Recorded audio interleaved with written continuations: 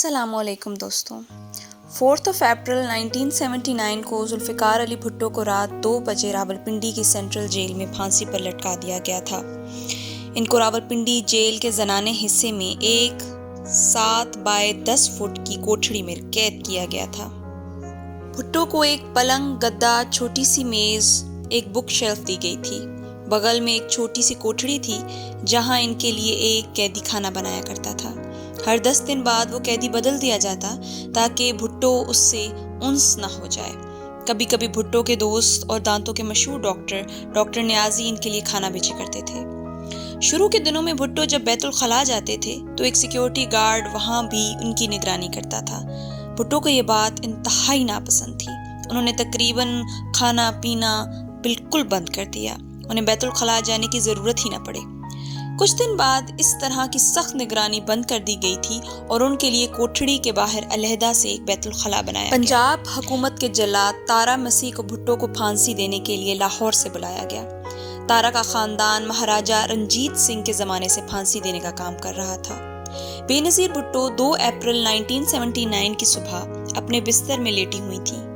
تبھی اچانک ان کی والدہ نصرت بھٹو کمرے میں یہ کہتے ہوئے داخل ہوئیں، پنکی، گھر کے باہر جو فوجی ہیں وہ کہہ رہے ہیں ہم دونوں کو آج ہی تمہارے والد سے ملاقات کرنے کے لیے جانا پڑے گا۔ اس کا کیا مطلب ہے؟ بے نظیر نے کہا، مجھے معلوم تھا کہ اس کا مطلب کیا ہے۔ میری والدہ کو بھی یہ معلوم تھا، لیکن ہم دونوں اس کو قبول کرنا نہیں چاہ رہے تھے۔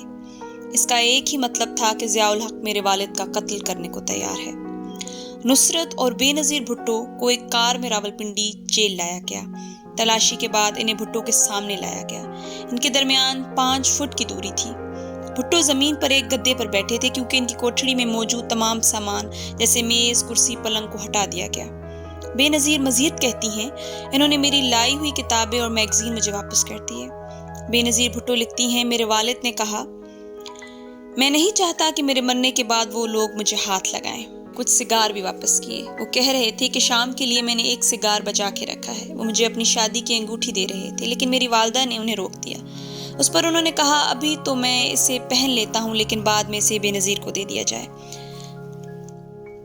تھوڑی دیر بعد جیلر نے آ کر کہا، ملاقات کا وقت ختم ہوا۔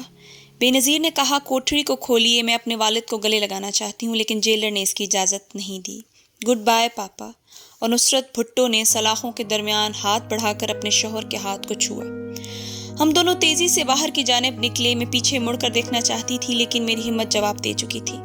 سلمان تاثیر لکھتے ہیں، بھٹو نے کہا، مجھے داڑھی بنانے کی اجازت دی جائے۔ میں مولوی کی طرح اس دنیا سے نہیں جانا چاہتا۔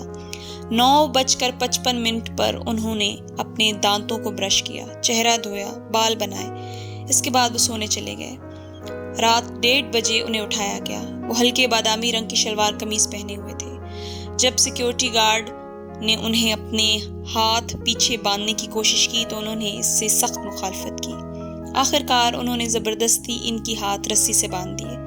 اس کے بعد انہیں ایک اسٹریچر پر لٹا کر تقریباً 40 گز کی دوری تک لے گیا گیا۔ اس کے بعد بھٹو اسٹریچر سے خود اتر کر پھانسی کے پھندے تک خود چل کر گئے۔ جلاد نے ان کا چہرہ کالے کپڑے سے ڈھانپ دیا۔ ان کے پیر باندھ دیے گئے۔ جیسے ہی 2:05 پر مجسٹریٹ بشیر احمد خان نے اشارہ کیا، جلاد اترا اور فنش اٹ۔ تھوڑی دیر بعد ایک خفیہ ایجنسی کے ایک فوٹوگرافر نے آ کر بھٹو کی پرائیویٹ پارٹس کی فوٹو اتاری۔ حکومت اس بات کی تصدیق کرنا چاہتی تھی کہ آیا بھٹو کی اسلامی طریقے سے ختنے بھی ہوئے تھے یا نہیں۔ تصاویر اتارنے کے بعد اس میں کوئی شک نہیں رہا کہ بھٹو کے ختنے ہوئے تھے۔ بعد میں شیام بھاٹیہ نے اپنی کتاب گڈ بائے شہزادی میں لکھا تھا، بے نظیر نے انہیں خود بتایا تھا کہ بھٹو کو موت کے بعد بھی اس کی بے عزتی سے گزرنا پڑا۔